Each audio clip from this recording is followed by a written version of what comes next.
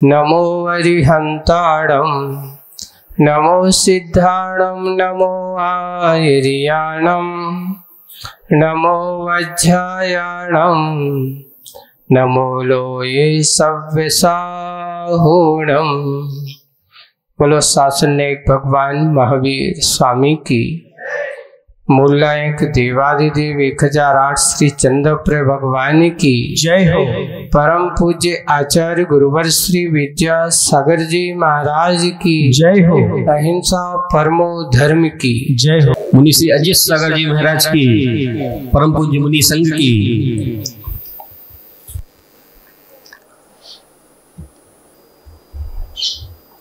माटी के माथे पर पदों का निक्षेप हो, अर्थात माटी को कुचलने का उद्यम हो रहा है। उस समय कुछ आपस में चर्चाएं चालू होती हैं और आपस में चर्चा के माध्यम से माटी को तो कोई विकल्प नहीं है, माटी तो प्रतीक्षा में बैठी है। लेकिन कभी कभार क्या होता है कि कोई एक तपस्वी है, वो तप की आराधना करता है, लेकिन उस तप की आराधना को देख करके जैसे दूसरे लोगों को विकल्प होता है, कहीं ऐसा ना हो जाए, कहीं ऐसा ना हो जाए। वो तो अपने आप को मन से तैयार है, लेकिन दूसरे वाले थोड़े से मानस रूप से तैयार नहीं होते। आज का प्रसंग भी बिल्कुल वैसा ही है कि आज इंद्रियों के माध्यम से कुछ माटी के उस प्रसंग को नए रूप में प्रस्तुत किया जाएगा। पांचों इंद्रियां हैं, आप लोगों के सामने एक नए रूप में प्रस्तुत होने वाली हैं। क्या है तो देखते हैं। आज का प्रसंग अपन आगे बढ़ाते हैं। पेज नंबर 115 पर लिखा है आगे से, मुखमाटी का। आज माटी में उतावले की लहर दौड़ आती है, माटी में उतावले की लहर दौड़ आती है, स्थित आंवले की भी जहर छोड़ जाती है। जहां स्थित जो आंवली यानी एक क्षण की आंवली जो सड़ वाली है, उस पर जहर को भी छोड़, उनमें किसी प्रकार की कोई कड़वाहट नहीं, कोई जहर नहीं, कोई किसी प्रकार का कोई विकल्प नहीं है। यहां से अब आगे क्या घटता है पता नहीं, यहां से आगे अब क्या घटता है पता नहीं। उस घटना का घटक वह है किस रूप में उभर आएगा सामने और उस रूप में आया हुआ उभार हुआ है कब तक टिकेगा, उसका परिणाम किमात्मक होगा, यह सब भविष्य की गोद में है। ये किसकी गोद में है? अब आगे क्या होने वाला है, जैसे अपन करते ना कि इसने अब पैरों से रौंदा है माटी को, और पैरों से रौंदने के बाद अब क्या होगा। अपन जैसे कोई भी किसी को छेड़ देते हैं या किसी से कुछ बुराई मोल ले लेते हैं या किसी से कुछ झगड़ा हो जाता है। अब झगड़े में हुआ ये कि आज तो हमने उसको अच्छे खूब सुना डाली, जो भी मन में आए सो सब कुछ कह डाला। अब हमने कह तो दी, अब उसका मन किससे भर जाता है? संशय से भर जाता है। सोचता है पता नहीं आज हमने कह तो दी, उनके लाने लोगों उसने सुन तो लिए चुपचाप, अब क्या करेगा, क्या करने वाला है, क्या जवाब मिलने वाला है। वो हमेशा प्रतीक्षा में रहता है। ऐसे ही यहां पर भी वो, यहां से आगे क्या घटता है पता नहीं, घटना का घटक हुआ है, किस रूप में उभर आएगा सामने, ये कर तो दिया है, माटी को मैंने पैरों से रौंद दिया है, अब किस रूप में आएगा, वो आया हुआ उभार हुआ है, कब तक टिकेगा, जो हमने कहा है जो उभार दिया है वो कब तक टिकेगा। भवन परंतु नहीं, उसका परिणाम किमात्मक होगा, यह सब भविष्य की गोद में है। किसकी गोद में है? भविष्य की गर्त में या भविष्य की गोद में समाया हुआ है। परंतु भवन भूत भविष्य वेत्ता, एक और है, भवन जो है वो भूत है और भविष्य जो है वो है वेत्ता है। वेत्ता है आज तक कोई भी जितने भी हैं, किसी ज्योतिषी के पास जाओ, उससे पूछो तो कोई ये पूछता कि मेरा पहला क्या हुआ, ये बताओ, कोई नहीं पूछता। यही पूछते आगे क्या होगा, जा बताओ, यही पूछते हो, आगे हमाओ कैसो का है ये बताओ। इसलिए यहाँ भवन जो हो गया है वर्तमान में, वो तो क्या हो जाएगा, भूत हो जाएगा। एक क्षण बाद, एक समय बाद अगला वही पल भूत बन जाता है जो व्यतीत हो गया। भवन तो होता है भूत, लेकिन भविष्य क्या बन जाता है, वेत्ता, जानने की इच्छा, जानने वाला। यही है, क्योंकि जो जो भी हो रहा है भविष्य ही ज्ञानगम्य बनने वाला है। भूत तो ज्ञानगम्य हो चुका, अब भूत को तुमने एक बार जिसको ज्ञान का विषय बना लिया है, उसको पुनः आप ज्ञान का विषय नहीं बना सकते, या ज्ञान का अनुभव का, ज्ञान का नहीं, अनुभव का विषय नहीं बना सकते, क्योंकि जो व्यतीत हो गया है उसको पुनः अनुभव में नहीं लाया जा सकता। हाँ, आपको जानकारी आपके ज्ञान के पटल पर वो छाप तो छोड़ के जा सकता है। ऐसे ही व्यक्ति का भविष्य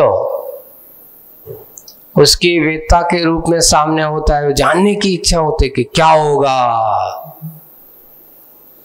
अब क्या होगा, अब क्या होगा। एक व्यक्ति ने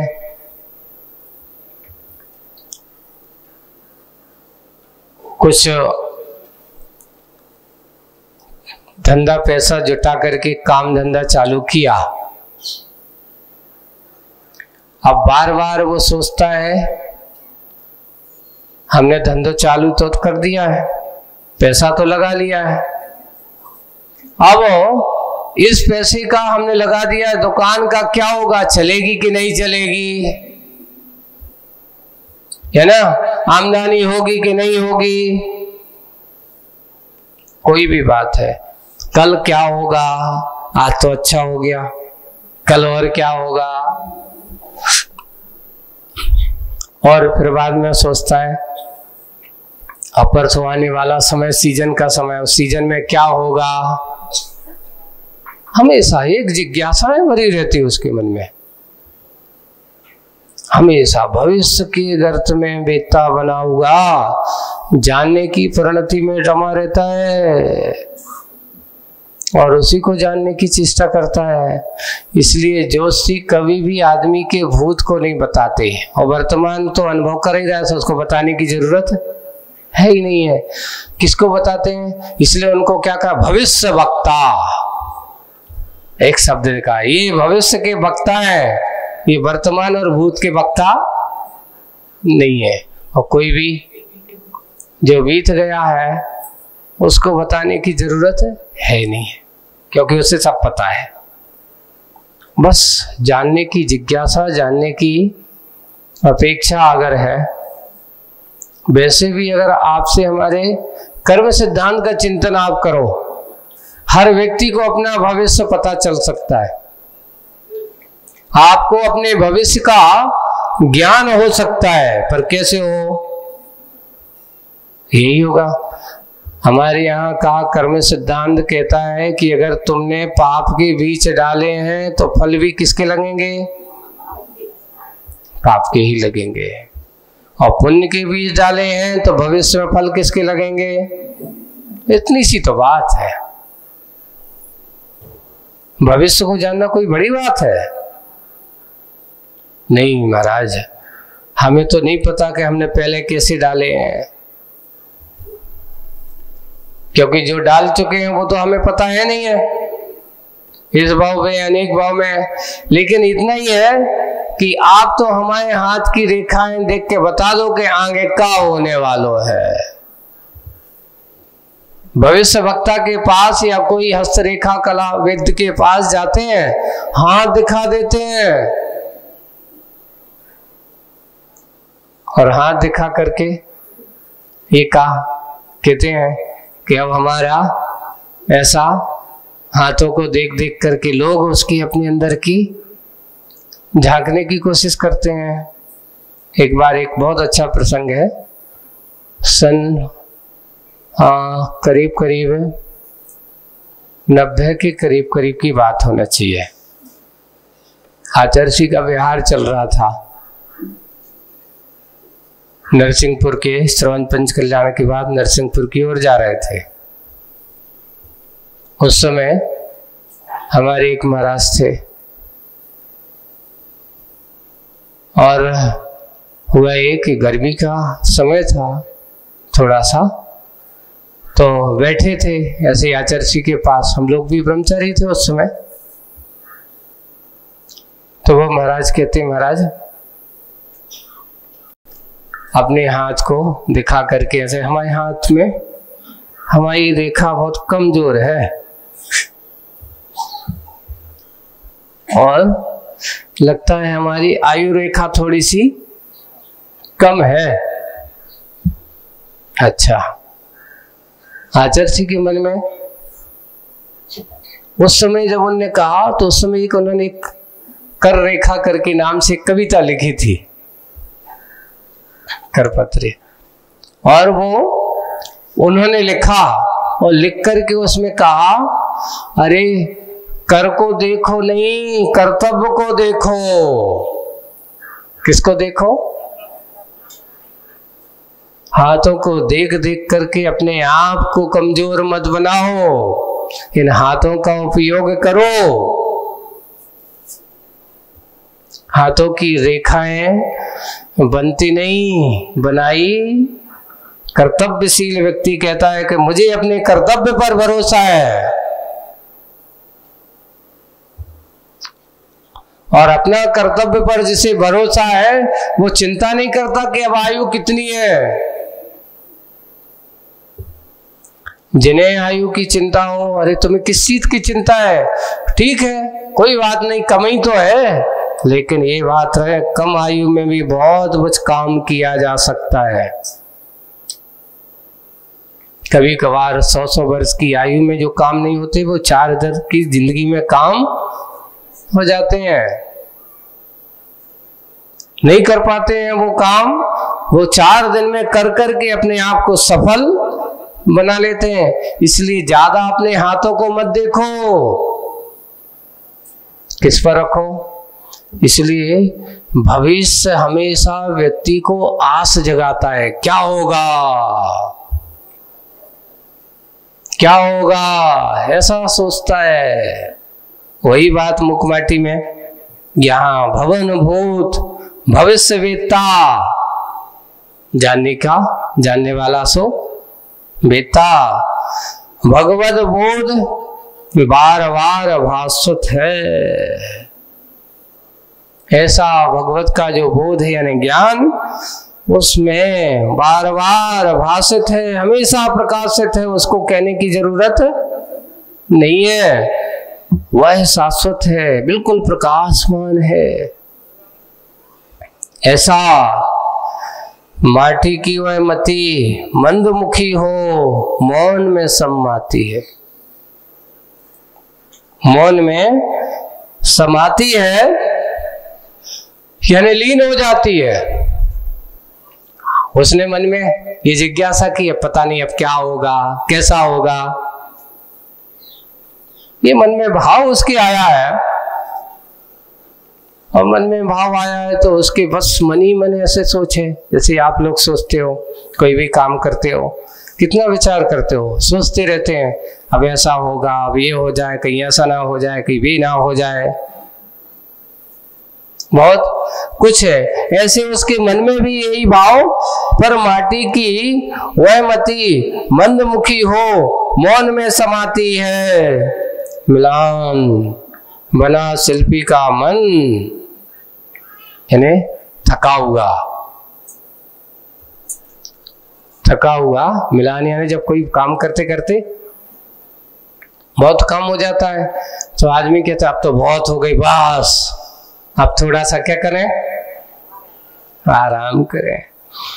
मिलान बना शिल्पी का मन भी नमन करता है, किसको, मौन को। मिलान बना शिल्पी का मन भी नमन करता है, किसको, मौन को। पदों को आज्ञा देने में पूर्णता असमर्थ रहा। आप कहते भाई आप थक गए हो, अब तुम्हें काम करने की क्या है क्षमता, आज्ञा देने में पूर्णता असमर्थ रहा। और मन के संकेत पाए बिना भला मुख भी क्या कहे, मुख क्या कहे। बिना मन का संकेत एक और है, जब तक संकेत आदर नहीं होता तब तक वचन नहीं होते। आपका जो भी विचार होता है, आपका जो भी बोलना होता है, मन से पहले सोचना होता है, फिर बाद में बोलना होता है। बिना सोचे कोई भी बोल नहीं सकता। या पहले कोई किसी की बात आपने सुनी है और सुनकर के उसका जवाब देना है, और जवाब देना है तो मन क्या करता है, वही बात, मन के संकेत पाए बिना भला मुख क्या कहे, कुछ कह नहीं सकता, कुछ अपने शब्द हो नहीं सकता। अब आता है, देखिए इंद्रियों की अब व्याख्याएं चालू हो रही हैं। 5 इंद्रियां हैं, मन कुछ नहीं कह सकता है। अब 5 इंद्रियां आप लोगों के सामने आ रही हैं। इस पर रसना इंद्री कह उठी। कौन इंद्री कह उठी, क्योंकि मन तो क्या हो गया है, मौन, मौन संकेत बिना है, भला क्या कहे, कुछ कहने वाला नहीं है। इस पर रसना इंद्री कह उठी, अनुचित संकेत की अनुचरी। देखिए ये अनुचित संकेत की क्या है, वो अनुचरी।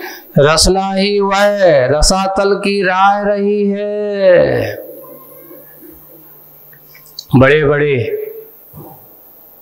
इस रसना के कारण से रसातल में कहां पहुंच गए, अर्थात आप समझ गए, एक रसना के कारण से बड़े बड़े चक्रवर्ती भी कहां चले गए, शुभम चक्रवर्ती जैसे, है ना। एक रसना इंद्री के कारण से अनुचरी न हो करके, देखिए अनुचित संकेत की अनुचरी रसना ही वह रसातल की राह है, रही है। यानी जो जीव अपनी जीव में जीता है, सोच लेना, आपको बताया जा रहा है, जो जीव अपनी जीव जीता है, दुख रीता है उसी का, और सुखमय जीवन बीता है, चिरंजीवी बनता है वही। यानी अपनी जीव जियो, इस जिह्वा की जीव में मत जियो। एक जिह्वा कितनी है, हम कई बार कहते बहुत छोटी सी है, लेकिन इसको अंकुश लगाना, इसको कंट्रोल करना बहुत कठिन काम है। बड़े बड़े पहलवान भी इस रसना के सामने नतमस्तक हो जाते हैं, साष्टांग हो जाते हैं, लेकिन इसको कंट्रोल करने वाला कोई संयमी ही होता है। कैसे बनता है? एक आचार्य श्री बार बार कहते, अपनी चेटिया लेते रहो। काय में? बोले कि ज्यादा मत बनाओ तो ना चेटिया ले लो, जीभ में क्या लगा के रखो? अंकुश लगा के रखो। पर कैसी लगाने वाला कई तरह से करते हैं। एक बार एक बहुत अच्छी कथानक पढ़ा, छोटा सा था, गांधी जी की जीवन यात्रा में। मेरी जीवन याद है, उन्होंने लिखा है अपने उसमें एक वर्णन में, उनकी जीवन गाथा पढ़ी। एक श्रावक श्रेष्ठी थी बजाज जी, बहुत बड़े उनके फेमस थे, वो भी वैसे समाज से थे अपने, और बड़े उनकी अनन्य भक्त, हर तरह से उनके सहयोगी थे। वर्धा में सबका वहां बैठना उठना होता था और वहां पर बैठ करके बहुत सारी देश के संबंधी चर्चाएं भी होती थी, सब कुछ होता था, राय सलाह भी होती थी। जब वो वहां जाते तो सामूहिक भोजन भी होता था, सामूहिक भोजन होता था। और आज की तरह नहीं कि आज को आप लोगों को भोजन देखा जाए तो कोई पता ही नहीं चलता कि कौन क्या खा रहा है, सब उठा उठा करके अपने अपने। और पहले लोग जो होते थे उनको पता था कि बाजू वालों की थाली में क्या है क्या नहीं है, तो थोड़े से लोग इसको प्रीति भोज कहा, जो बैठ करके करते थे ना आपस में प्रेम भाव के साथ, अच्छा भोजन होता था। एक दूसरे को, अरे भाई अगर कुछ कमी हो तो कहते भाई जल्दी इशारों करो उसको फलाने को लाओ। अब हुआ है कि बजाज जी और उनके साथीगण सब लोग भोजन कर रहे हैं साथ में, गांधी जी भी साथ में बैठे हैं।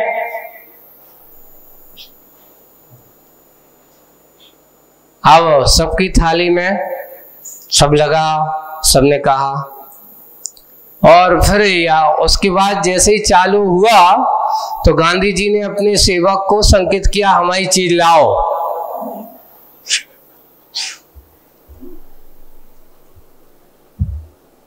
तो एक छोटी सी डबिया आई, एक छोटी सी डिब्बी आई, उसमें अच्छी हरी हरी चटनी रखी हुई है, और उसमें से उन्होंने थोड़ी सी निकाली और अपने थाली में रख ली। सब लोग आजू बाजू वाले कहते जी तो बड़ी गड़बड़ है, इतनी अच्छी, देखो कच्ची लगता है, ऐसा लग रहा है कोई धनिया निया की अच्छी चटनी आई है, इन्हें अकेले रख ली और हमें नहीं दी।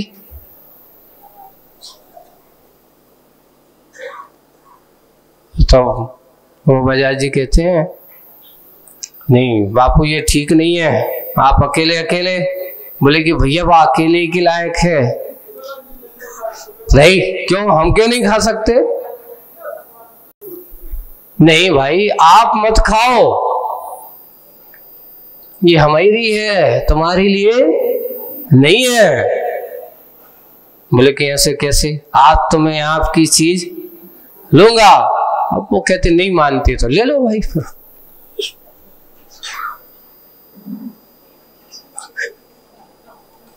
अगर तुम नहीं मानते हो तो ले लो।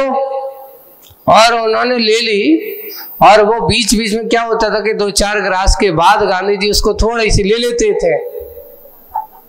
तो जैसे उनने किए सो वैसे ही वो भी उनकी देखा सीखी उनने भी कर दी, और जैसे ही मुंह में डाली, क्या है ये, उठ करके मुंह से कुल्ला करने बाहर गए। तब मुंह कड़वा, ऐसा क्यों खाते हो?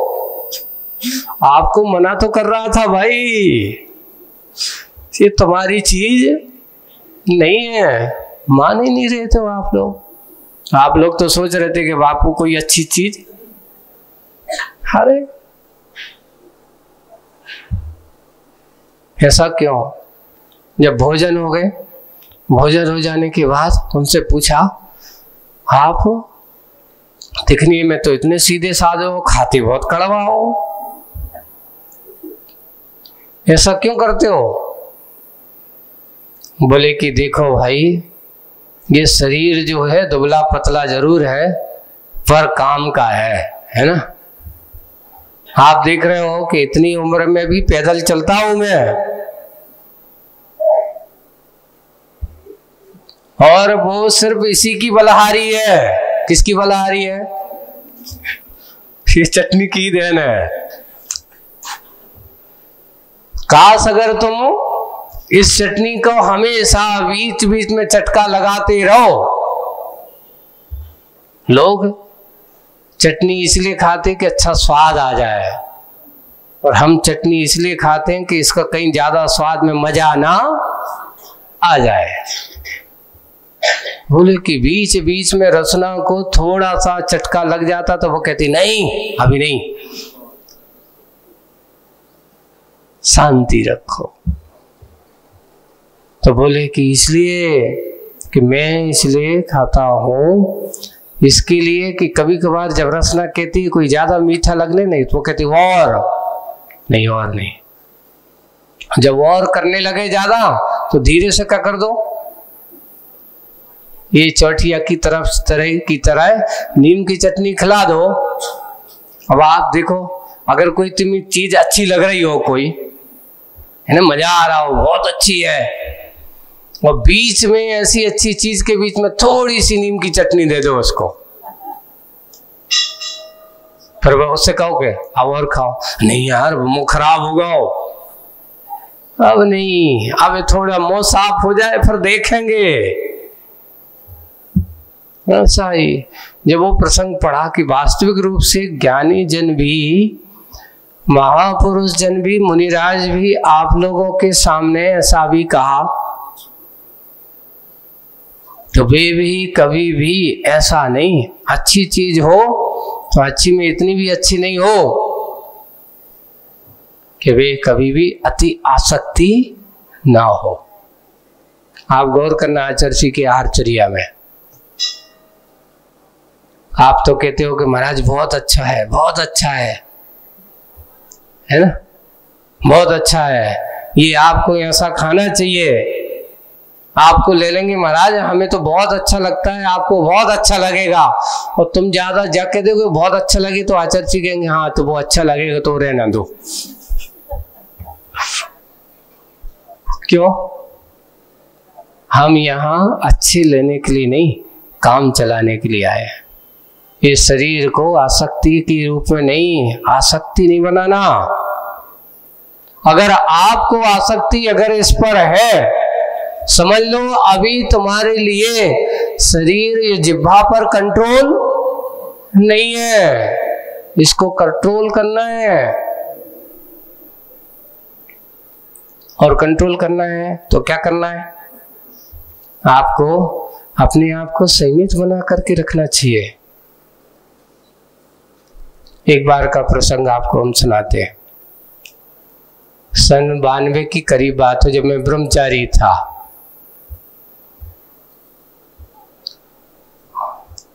एक दिन ऐसे ही गर्मी का समय था, कुंडलपुर की बात है। अब गर्मी की वासना चल रही थी। अब उस समय चौके भी उतने ज्यादा नहीं, कम ही रहते थे। तो हम उस समय 3-4 ब्रह्मचारी लोग थे उस समय। तो हम लोग क्लास के बाद ऐसे बैठे, आचर्षी की भैया व्यक्ति कर रहे थे। आचर्षी सहज उनने पूछ लिया क्यों? तो अभी तो सुनने में आया चौके के भी दुबलों के आहार पानी ठीक ठाक होते कि नहीं। तो आचर्षी को हमने बताया, आचर्षी ठीक तो होते हैं, हो तो जाते हैं, लेकिन आदमी कभी कभार चौकी वाले बड़े भी होते हैं। लेकिन क्या होते हैं, क्या हो गया? तो मैंने कल की जो आज वो इसी दिन हुआ, और उस समय आदत अपनी भी अब शुरू में ऐसी है। अब यहाँ बुंदेलखंड में तो आप जानते ही हो कि बिना पापड़ के कछु काम होता नहीं है। तो आजर्सी आज चौके वाले इतने बड़े वो हैं, और जब सब कुछ हो गया फिर बाद में कहते अरे भैया को पापड़ तो दो नहीं। मैं सोच रहा था कि, और मैं उस समय क्या है आदत थी हमारी कि सब कुछ हो गया है आहार पानी तो, लेकिन अगर कोई पापड़ बचा के रखो, बाद में चावल के साथ खाना है। और आज आजर्सी हमने सुनाया, आज सामने देखा, वो सामने परोस रहा है, दे रहा है, सब कुछ कर देख रहा है, और मेरी बार बार दृष्टि जा रही, इसने पापड़ नहीं दिया, सामने रखे हैं, है ना। अब इच्छा तो हो रही है कि क्या कह दें, लेकिन कैसा अच्छा नहीं लगे, वो सोचे देखो भैया मांगत है। एक बेइज्जती वाली बात। अब जो कछुए सौपन ने जैसे किया, वो करते करते आचर्सी को सुनाया। ओ यानी एक पापड़ के कारण से तुम चावल खाने में क्या हो रहे थे, कितना विकल्प हो रहा होगा, बहुत विकल्प हो रहा था। मन में ये आया कि कैसा आदमी है, बुला तो लेता, देता नहीं। ऐसे ये बात। अब वो उसकी गलती नहीं है, वो भूल गए।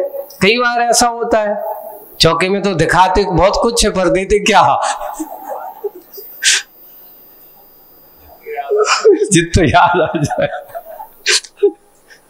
वही है। इसलिए वहां जाकर के विकल्प करना ही नहीं। तो अब क्या करना बताओ।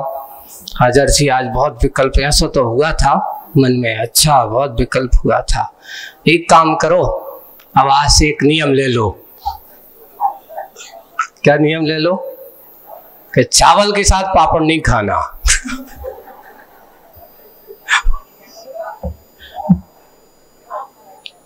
है ना। तो उसमें चावल के साथ पापड़ नहीं खाना। अब और फंस गए। एक कहावत बताओ और फंसो। बोले कि अगर तुम्हारे मन में ऐसा संक्लेश हो रहा है तो तुम क्या करोगे? अभी तो कुछ नहीं, अभी तो शुरुआत है, आगे जाकर के क्या करोगे?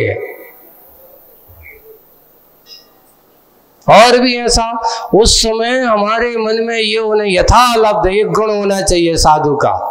क्या नाम है? उस पर शब्द दिया है यथालब्धम, जो आज सामने आए वो लेना है। तो यहाँ सब भी नहीं कि वो जो कछु, अब श्रावक भी कभी कभार कहता नहीं तुम्हें तो हलवा लेना ही पड़े है। वो कहता नहीं भैया हमें नहीं लेना। मना तो कर सकते हो पर मांग नहीं सकते हो। मना करने के लिए यथालब्ध में विधान तो है मना करने का, लेकिन मांगने का कोई विधान नहीं है। तो उस समय से वो आजर्सी ऐसे ही करते हैं कि एक बात हमेशा, एक बार दूसरी, एक ऐसे ही और प्रसंग है। बोले कि महाराज जी कभी कभार 2 बार इशारा किया कि भाई थाली में तुमने नमक नहीं परसो। कह रहा भोजन चालू हो गए। अब उस समय तो बहुत सारे महाराज बिना नमक वाले रहते थे, प्रायकर सभी जितने थे सभी बिना नमक वाले। आओ बिना नमक का है तो एक बार उस के आओ भैया ला रहे, जब तक देते ला रहे आधा हो गए पूरा। अरे बोले फिर दोस्तों इशारा किया, अभी तक नहीं लाए।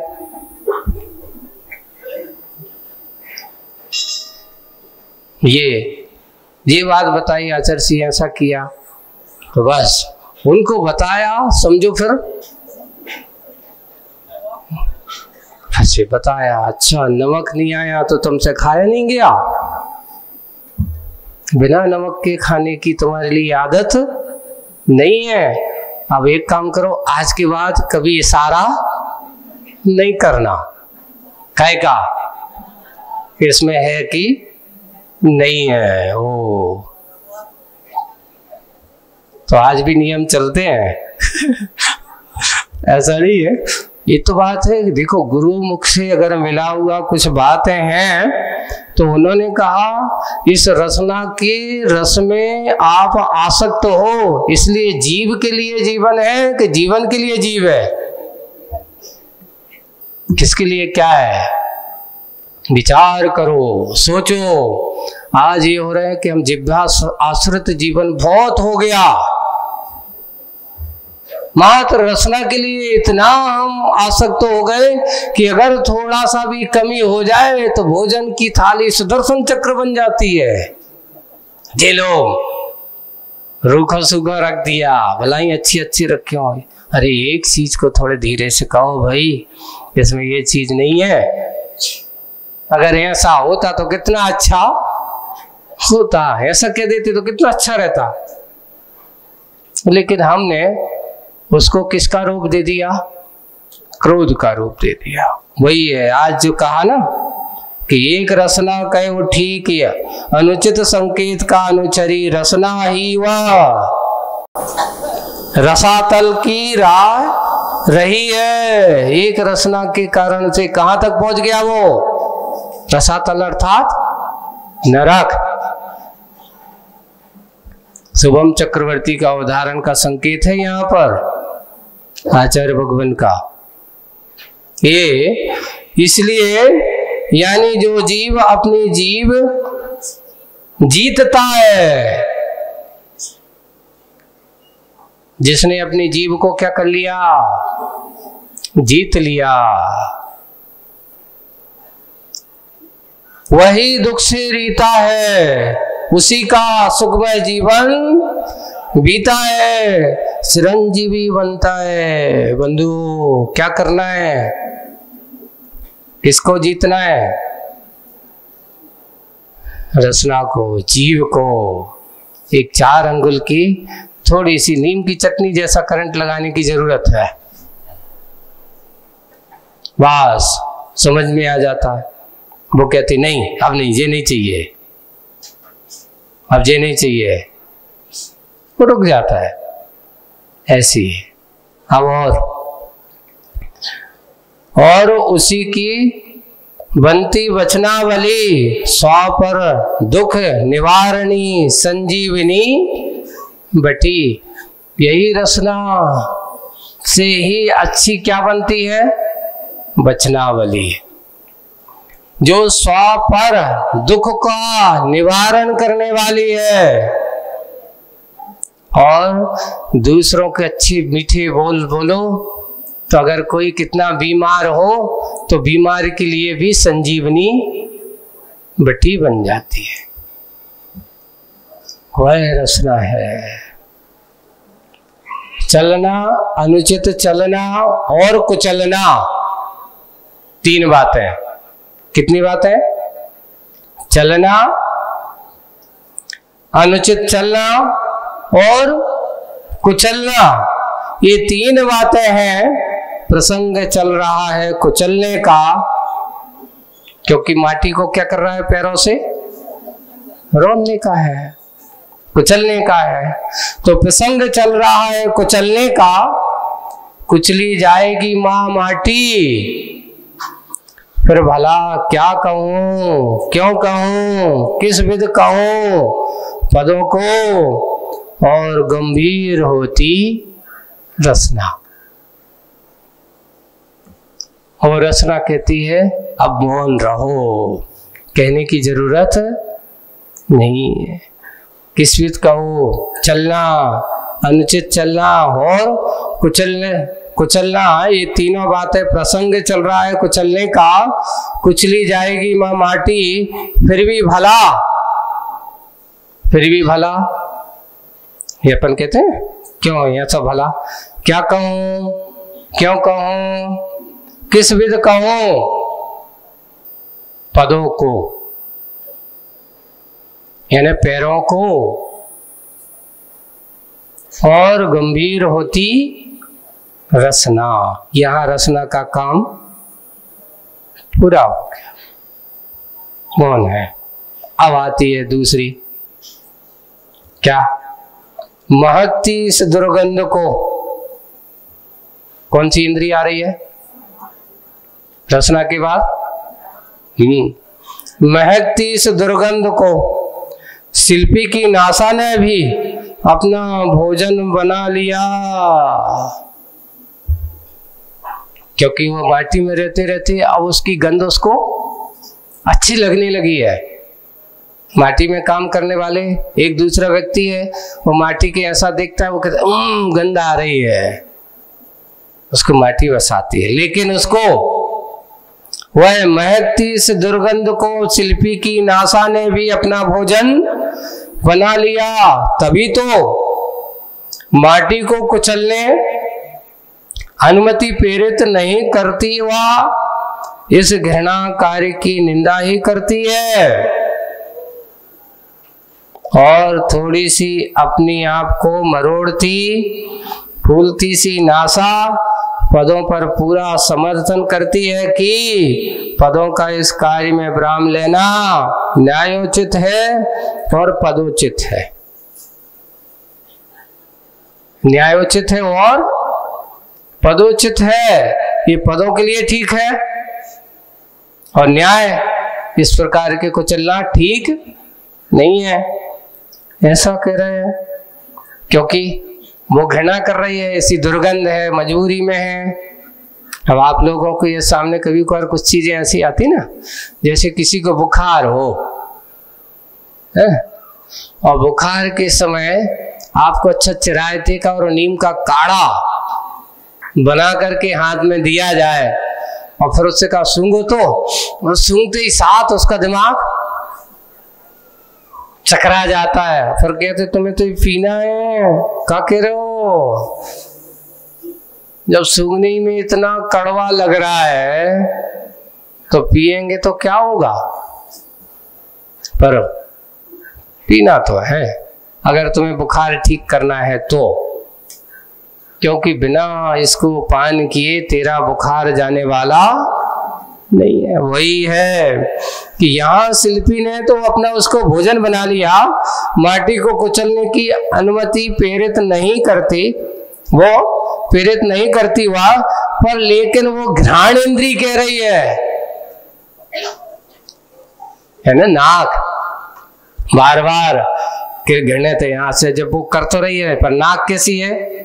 फूली सी हो, घृणा कार्य निंदित करती हुई थोड़ी सी अपने आप को क्या कर रही है? बोले कि क्या करें, नाक मरोड़ करके ले लेते। फूलती सी नासा पदों पर पूरा समर्थन करती कि पदों का इस कार्य में विराम लेना। अब तुम्हें ऐसा कब तक करोगे? ऐसे इस कार्य को न्यायोचित है और पदोचित भी है, यानी दोनों न्याय के अनुसार न्यायोचित भी है किसी प्रकार न्याय से, और पदोचित भी है, ये पद के लिए भी ठीक होगा। बाल भानु की भांति विशाल भाल की स्वर्णभा। अब आती है दूसरी तीसरी रचना के बाद घ्राण। घ्राण के बाद अब किसका नंबर आ रहा है? चक्षु का, है ना। बाल भानु की भांति विशाल भाल की स्वर्ण भा को, सोने बाल भानु यानी छोटे छोटे बाल भानु यानी ऐसा चमकता हुआ बिल्कुल तेजमय, यानी आंखों को यहाँ तुलना किसकी दी है? बाल भानु की तुलना दी है। बाल भानु की भांति विशाल भाल पर, भाल यानी चेहरा, चेहरे की स्वर्ण भा को, अच्छे चमकता हुआ तेज स्वर्ण भा को कुंदित भंगित होती देख, कुंदित यानी कुंदित और भंगित होती देख शिल्पी की दोनों आंखें अपनी ज्योति को बहुत दूर भीतर भेजती है और द्वार बंद कर लेती है, क्योंकि घृणा दुर्गंध अच्छी नहीं आ रही। जब आंखें बंद कर लेता है तो बंद कर लेता है बहुत दूर भीतर भीतर, जब आंखें बंद कर ली तो पलक कर तो अंदर दूर भीतर भेजती है और द्वार बंद कर लेती है। इससे यही फलित हुआ कि इस अवसर पर आंखों का अनुपस्थित रहना ही होनहार अनर्थ का असमर्थ है, असमर्थन है, यानी वो आंखों का भी समर्थन नहीं है। वे आंखें भी साथ नहीं दे रही है। ये आंखें भी बहुत दूरदर्शनी हैं। थोड़े में ही यों कहूं शिल्पी के अंग अंग और उपांग उत्तमांग तक उसी पथ के पथिक बने जिस पथ के पथिक पद बने हैं। ये आंखें पथिक भी बन जाती है, उसके साथ पथ के साथ कार्य करने वाले भी हो जाती है, दूरदर्शनी है। थोड़े में यूं कहो शिल्पी के अंग अंग और उपांग दोनों, अंग और उपांग में अंतर क्या है? तो अंग कितने हैं? 8, और उपांग बाकी सब उपांग है। जैसे कि अंग 8 कौन कौन से? 2 पैर, 2 हाथ, कितने हो गए? 4। सिर को अंग कहा पूरे को, है ना। सीना अंग में आता है, पृष्ठ अंग में आता है, और कमर को भी अंग में आता है। ये कितने अंग हो गए? 8 अंग हो गए। लेकिन आंखें अंग नहीं, क्या है? उपांग है। कान क्या है? अंग नहीं, उपांग है। अंगुलियां देखो, हाथ अलग है, लेकिन जब अंगुलियों की बात कहेंगे तो अंगुलियां क्या है? उपांग है। पैर की अंगुलियां उपांग है। जैसे इंद्रियों की, जैसे नाक है, कान है, मुख है, इसको उपांग की उपमा दी गई है। तो अंग और उपांग दोनों, ऐसे अंग अंग और उपांग में, और उत्तमांग, उत्तमांग करता अपना सिर, अंग अंग और उत्तमांग तक उस पथ के पथिक बने हैं जिस पथ के पथिक पद हैं। ये सारे के सारे सहयोगी बने हुए हैं, उसके साथ चलने वाले, क्योंकि पैर ही चलने वाले हैं, और पैर जैसा करेंगे वैसा तो उनका साथ देना पड़ेगा। पर मन तो कह रहा है कि बड़ी दुर्गंध है, अच्छा नहीं लग रहा है, उसमें वो करके ऐसा सब करते हुए फिर भी उसके साथ पथिक के पद बने हुए हैं। माटी और शिल्पी दोनों निहार रहे हैं उसे। माटी भी देख रही है, और क्या देख रही है? शिल्पी। दोनों निहार रहे हैं उसे। उनके बीच में मौन जो खड़ा है, मौन से कौन वो बड़ा है, और मौन की मौनता गौण कराता हो, और मौन गुनगुनाता है, उसे सुने वही बड़ा है मौन से। अब आप कहोगे ये कौन है? कौन है ये? तो देखो, माटी और शिल्पी दोनों निहार रहे हैं किसको? इन इंद्रियों के व्यापारों को, इंद्रियों की बातों को अच्छी से समझ रहे हैं। पर उनके बीच में वो जो सुनने वाला है, तुम्हारा वो आत्मा, सबको जानने वाला है वो आत्मा। नहीं, उसके मन नहीं है, उसके बीच में मौन जो खड़ा है। हाँ, पहले मन का है, तो मन की हो सकता, मन खुले, मन को यहाँ जो मौन खड़ा है, मौन से कौन वो बड़ा है? मौन की मौनता गौण कराता, और मौन गुनगुनाता है, उसी जो सुने वही बड़ा है मौन से। बोल की काया है वह, ये काया है, यानी शरीर को यहाँ पर मुख्य लिया गया है। ये इंद्रियों को छोड़ करके वो कौन है जो सब कुछ मौन खड़ा है? तो कौन है? बोल की काया वह, आवाजी से रची है ना, ढोल की माया वह, परिधि से बची है ना, परंतु सुनो ये कैसी बनी हुई है? काया, शरीर। तो उसके बारे में बोल की काया वह अवधि से रची है ना, एक सीमा से ही है। कितने समय रहने वाली है?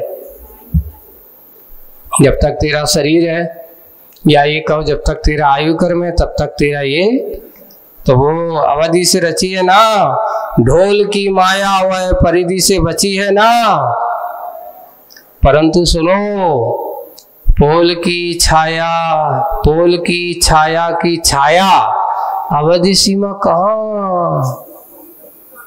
अब ये कहोगे ये पोल ये कब से है, कैसी है, कैसी इसकी छाया है, अवधि की सीमा कहाँ?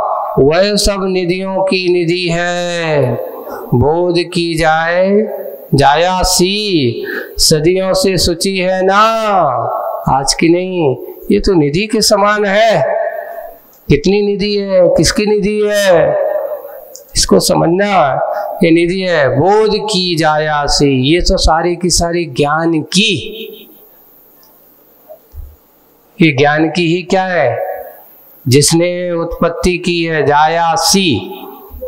ये सब रचना करने वाला किसके द्वारा ये सब उत्पत्ति हुई है, किसकी, बोले कि बोध की जायासी, सदियों से शुचि है ना,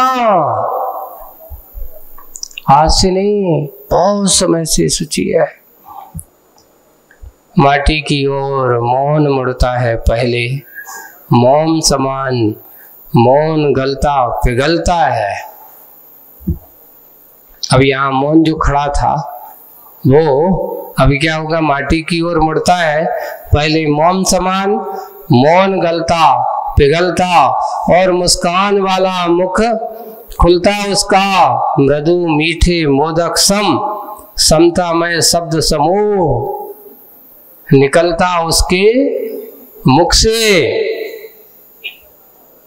किसके, मौन के मुख से। ऐसे मीठे मीठे मोदक सम, मुस्कान वाला मुख रखता हुआ उसका, मृदु मीठे मोदक सम।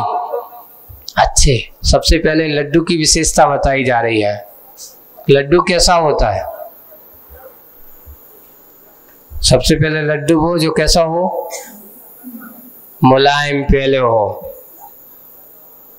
अब आप कहो कि कड़क लड्डू हो, तुमका लड्डू, लड्डू तो वही होता जो कैसा होना चाहिए, मोदक। सबसे पहले मृदु का, पहले हो मृदु, कठोर नहीं होना चाहिए। ऐसा नहीं सकरात के लड़ुआ नहीं है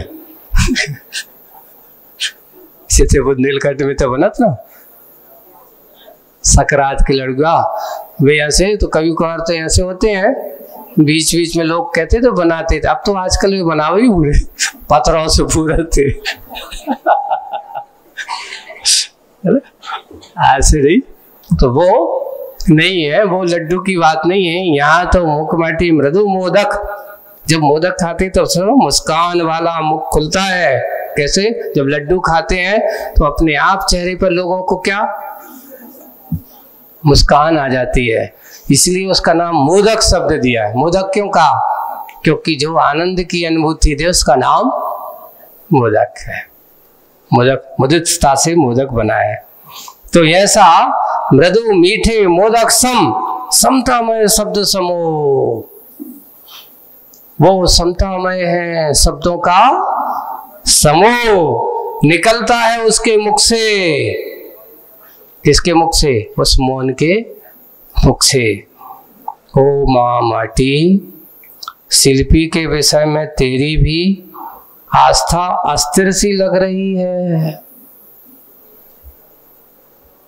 शिल्पी के, ये कह रहे हैं, ओ माँ माटी, शिल्पी के विषय में तेरी भी आस्था अस्थिर सी लग रही है। यह बात निश्चित है कि जो खिसकती सरकती है वो सरिता कहलाती है। जो खिसकती हमेशा, सरिता किसे, जो हमेशा वहनशील हो, सरिता सरकने वाली, किसका नाम सरिता। स्थिर नहीं रहने वाली सरिता नहीं होती, जो हमेशा वहनशील हो, सद चलती रहे उसका नाम खिसकती सरकती सरिता कहलाती है। सो अस्थायी होती है, वह सागर नहीं, और सागर नहीं सरकता, सो स्थायी होता है। यानी सरिता सरकती है इसलिए अस्थायी है, और सागर नहीं सरकता सो स्थायी होता है। परंतु सरिता सरकती सागर की ओर ही ना, सरिता सरकती सागर की ओर ही ना, अन्यथा ना सरिता रहे ना सागर, ये सरकना ही सरिता की समिति है। यही उसकी समिति है। समिति का अर्थ यहाँ पर चलने का नाम, ईरिया समिति से जो चलती है ना, चलते रहो चलते रहो, सरिता ना रहे ना सागर, यह सरेखना ही सरिता समिति है। चलते रहो चलते रहो, यह निरखना ही सरिता की प्रमिति है। बस यही तो आस्था कहलाती है। आस्था छटपटाती रहती जब तक उसे चरण नहीं मिलते चलने को। आपको एक ध्यान रखना, यहाँ सम्यक दर्शन की बात, सम्यक दृष्टि है, वो हमेशा विचार करता रहता है, सोचता रहता है कि वो दिन कब आए भगवान कि मैं भी आप जैसे मार्ग पर चलूं। वही चिंतन है कि जब तक चरण नहीं मिलते चलने को, वह या आस्था कहती निरखने की सरिता प्रमिति है। वह प्रमिति यानी और विशेष रूप से अपने आप को जानने वाली ऐसी प्रमिति यानी प्रमाण ज्ञान के रूप में वह प्रमिति है। बस यही तो आस्था कहलाती है। आस्था छटपटाती रहती है किसके लिए? जब तक उसे चरण नहीं मिलते चलने को। वह चारित्र की हमेशा अपेक्षा रखता है और आस्था के बिना आचरण में आनंद आता नहीं। ये भी बात सत्य है।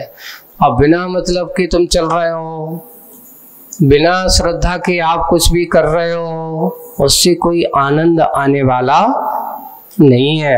आस्था के बिना आचरण में आनंद आता नहीं, आ सकता नहीं। फिर भी आस्था वाली सक्रियता ही निष्ठा कहलाती है। यह भी बात ज्ञात रहे, यह भी तुम्हें जानने की जरूरत है।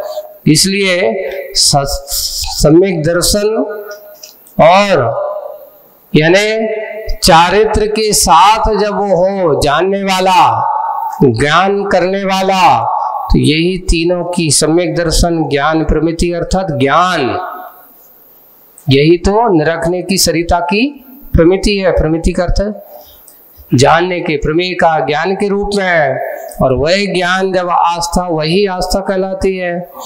आस्था छटपटाती रहती है। एक बार छटपटाहट हो तो ऐसी, एक बार सबसे पहले अपन आप सोचो, भगवान के पास जाते हो या कोई भी गुरु महाराज के पास जाते हो, ये भावना करते हो कि भगवान मेरा दिन कब आएगा कि मैं भी आप जैसा मुनि बनूंगा। मेरे लिए वो क्षण कब आएंगे कि मैं भी आप जैसे मार्ग पर चलने के लिए तत्पर होऊंगा। मेरे वे क्षण कब होंगे जब मेरे हाथ में भी आप जैसा संयम का उपकरण होगा। ये कहलाती है अंतरंग की छटपटाहट।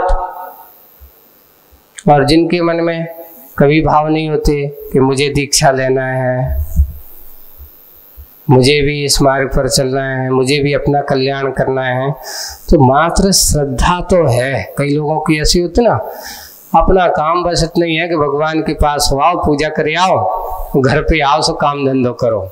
समझ लेना अभी वह छटपटाहट नहीं है, श्रद्धा है। बस उतनी ही श्रद्धा है कि भगवान की पूजा पाठ करवे की। लेकिन बंधु, इससे भी बड़ी आगे की होना चाहिए। मनुष्य पर्याय की सर्वश्रेष्ठता तो यही है कि संयम को स्वीकार करना। मात्र सुख साधनों में रम जाना ये मनुष्य पर्याय की सार्थकता नहीं है।